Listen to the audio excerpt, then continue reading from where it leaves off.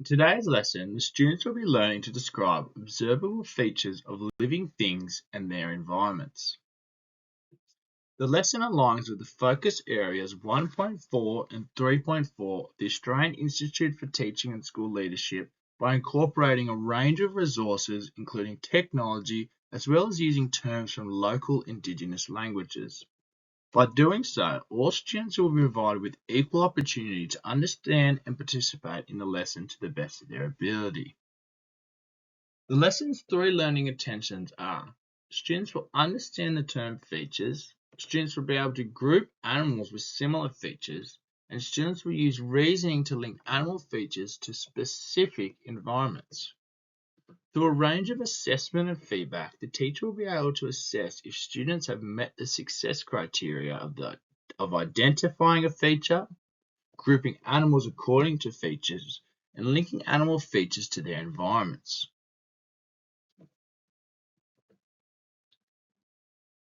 During the first lesson of this unit, a diagnostic assessment revealed that this Year 2 class did not understand the term feature, or the link between animal features and their environment.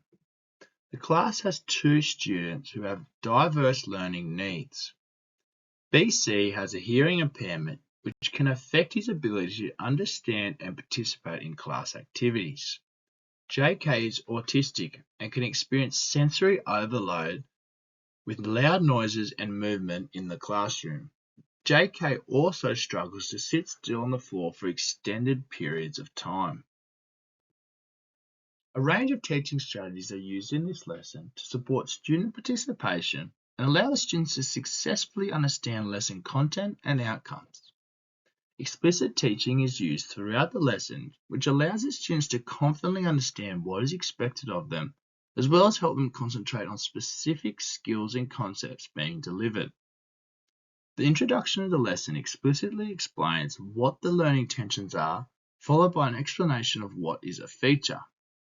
This is then followed by teacher modelling of the group work task, to give the students a clear understanding of what is expected and how to confidently and cooperatively complete it. The body of the lesson is focused around group work. Group work promotes discussion and explanation to allow students to clarify their understanding of the information. During the group work, the teacher will move around asking students open-ended questions, such as, what environment might that group of animals live in?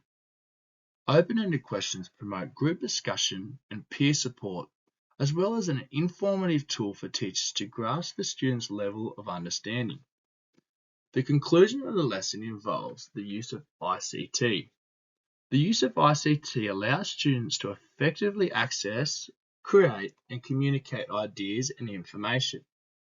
Within this lesson, ICT also allows the teacher to obtain data on the student's level of understanding. Throughout the lesson, the teacher will use a range of differentiation strategies to ensure all students are engaged and participating, as well as understanding and achieving lesson outcomes. BC is seated at the front of the classroom so he can have a clear view of the whiteboard, as well as have the ability to clearly hear the teacher and read the teacher's lips. The teacher will be wearing a noise amplification microphone at all times to ensure the instructions are heard clearly by BC. BC will also be partnered with a trusted student when working in the group work.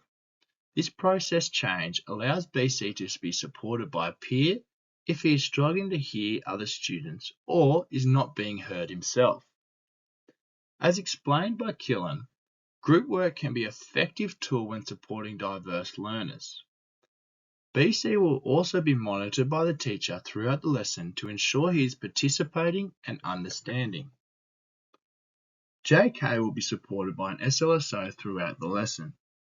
JK struggles to sit on the floor for long periods of time, so will be provided with a wobble stool.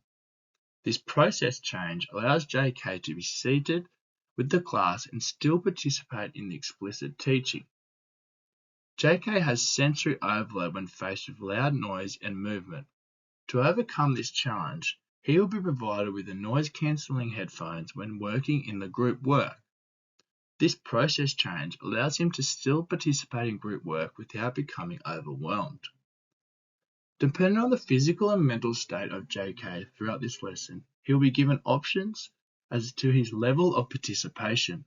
This content change allows JK to be a part of the lesson to the best of his ability, as well as maintaining a calm classroom for all students to complete their tasks.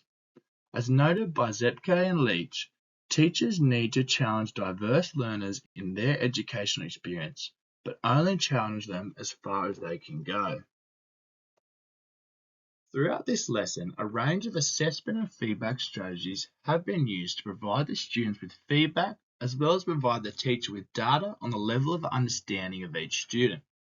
Reedman and Allen state that assessment and feedback enhances a student's cognitive function, as well as bring connection and meaning to the lesson. In the introduction of the lesson, students are asked to raise their hands and give examples of features of their body, as well as examples of features of animals. Here, the teacher is able to give constructive feedback to each student. At the same time, the teacher is able to make observations of the level of understanding from each student.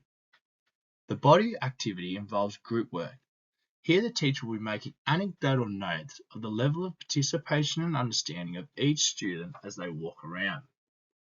When the group believes they have completed the activity, they raise their hands and the teacher will observe and give feedback, whether or not they have completed the task correctly.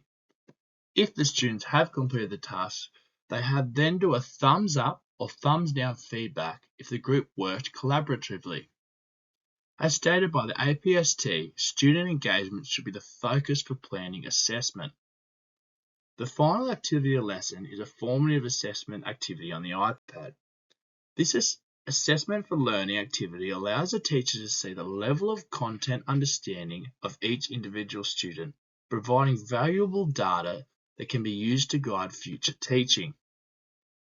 Through a range of teaching strategies, differentiation strategies, and assessment and feedback, students with all learning abilities and styles will be able to describe observable features of living things and their environments.